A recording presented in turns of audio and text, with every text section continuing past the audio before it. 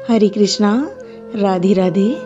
हम सभी साधक वैदेही की आत्मकथा श्रवण कर रहे हैं। प्रसंग है भूमिका।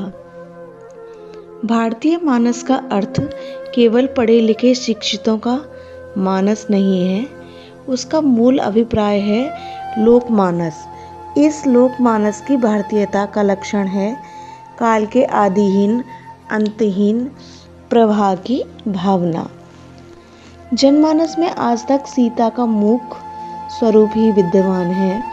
सौम्य स्वरूपा आज्ञाकारी पुत्रिका जो बिना तर्क वितर्क या प्रतिरोध किए पिता का प्रण पूर्ण किए हेतु या पुत्री धर्म के निर्वाह हेतु उस किसी भी पुरुष के गले में वरमाला डाल देती, जो शिव के विशाल पिनाक पर प्रत्यंचा का संधान कर देता।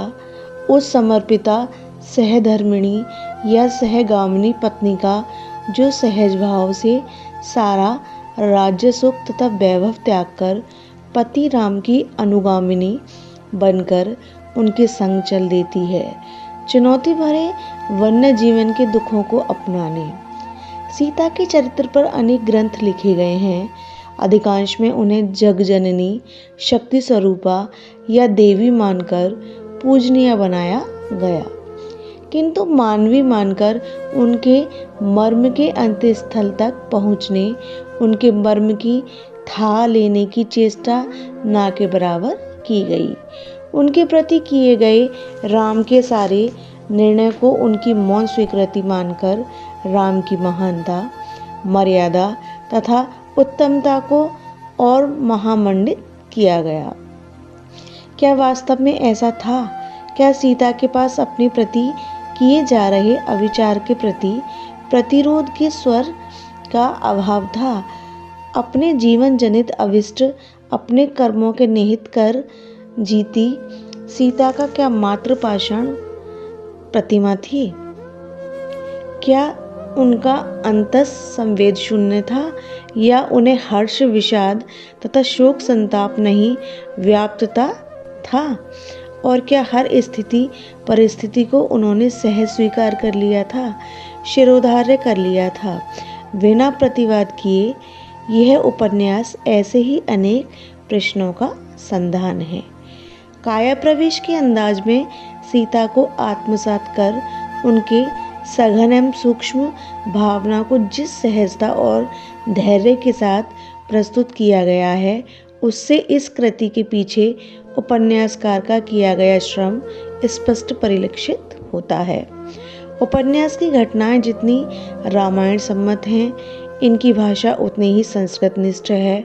अलौकिक कथा को लौकिक कथा के रूप में प्रस्तुत करने की कोशिश की गई है, लेकिन संवाद में कहीं भी क्षेत्रीय भाषा अर्थात देश काल के अनुरूप लोक भाषा का प्रयोग दिखाई नहीं देता है, जो स्वाभाविकता की क्षति है।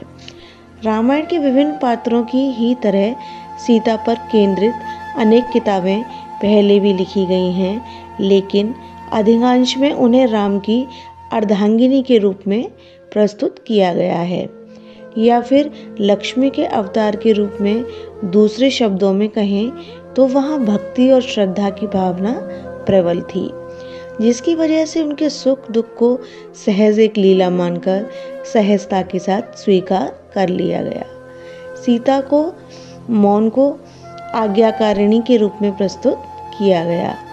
श्री राम को मर्यादा पुरुषोत्तम करार देने के लिए धर्म के नाम पर किए गए अव्यवहारिक कार्य में सीता के प्रतिरोधी स्वर को गौण कर दिया गया और राम के हर निर्णय में अविवेकी रूप से उनकी सहभागिता और समर्थन मान लिया गया। मर्यादा पुरुषोत्तम राम के निर्णय पर अंगुली उठाना भी इतना आसान नहीं, लेकिन बहुत कम लोगों ने सीता को एक इंसान के रूप में प्रस्तुत करने की कोशिश की है, जिसके अपने दर्द थे, जिसके अंदर भी कोमल भावनाएं थीं, जो हर सुख दुख में मचलती थी, भटकती थी और फिर नियंत्रित कर ली जाती थी, लोक समाज के अनुरूप व्यवहार करती थी, जिसमें उसका स्वाभिमान भी थककर आहत होता था, लेकिन वह झुकती नहीं थी। वह याचक बनने की बजाय लवकुश को अयोध्या नरेश के हवाले कर न सिर्फ अपने पति का परित्याग करती है, बल्कि खुद को भी इस मृत्युलोक से स्वतंत्र कर लेती है। एक आदर्श बेटी, आदर्श पत्नी, आदर्श बहू और यथासंभव एक आदर्श माँ बनकर एक आदर्श स्त्री के प्रतिमान को स्थापित करने की कोशिश करती है। युगानुरूप स्त्री मुक्ति का द्वार खोलती है। यह प्रसंग अब यहीं विश्राम लेता है। हरे कृष्णा, राधे राधे।